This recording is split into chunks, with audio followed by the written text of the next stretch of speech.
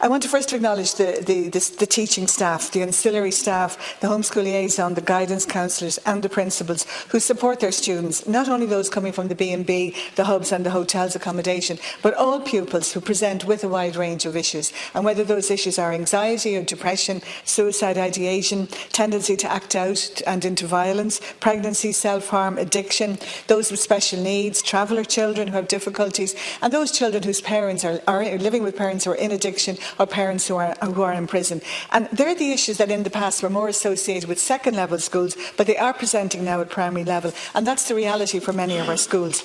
And they're very significant pressures which staff have to deal with, and they are doing that in the middle of a changing education environment where there are more demands in relation to governance, not just for the principals but also for staff, paperwork, policies, plans, the constant revision of policies, and not to mention the extent of the circulars that are coming from the department, and that of course is particularly difficult for teaching principals. So there's no doubt, as the motion suggests, there are particular issues for children coming from the emergency accommodation.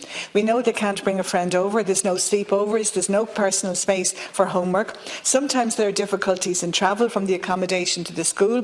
Parents don't want to change the school. There are difficulties with attendance and, most important, with nutrition, because we know the lack of real cooking facilities means an over-reliance on takeaways and fast food, leading to further increases in childhood obesity. And then there's also the difficulty for those children in keeping up with sports and extracurricular activities. And we do know that the more stable the background, the more progress in education.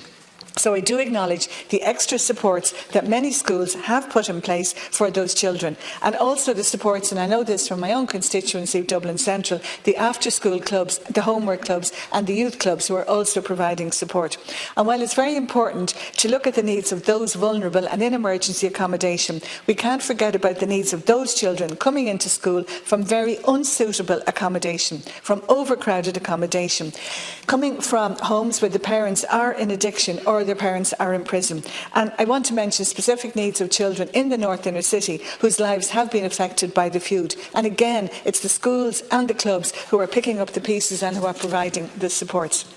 I think there are some very practical and modest steps in this private member's business to ease the burden of living in emergency accommodation. A small amount for additional services, the July education programme, more resources for homeschool liaison. And again, my own experience of homeschool from the North Inner City is the phenomenal amount of work that they do. And they're also working with children, foreign national children, whose parents in many cases don't speak English, and they're trying to navigate their way through bureaucracy. And equally the work of the guidance counsellor.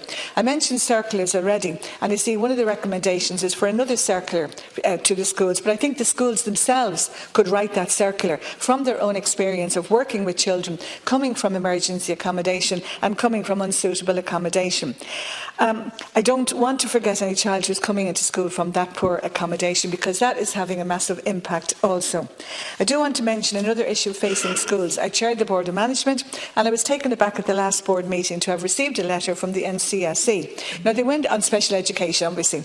They went through the various options that are currently available. You know, mainstream with additional supports, placement in a special class, within mainstream, the pupil-teacher ratio reduced, or a special school setting. And the letter included details on special classes. And I acknowledge the genuine tone of the letter in relation to ensuring, as I quote, a continuum of education provision for children with special education needs. But it was asking the board to consider establishing one or more special classes in our school.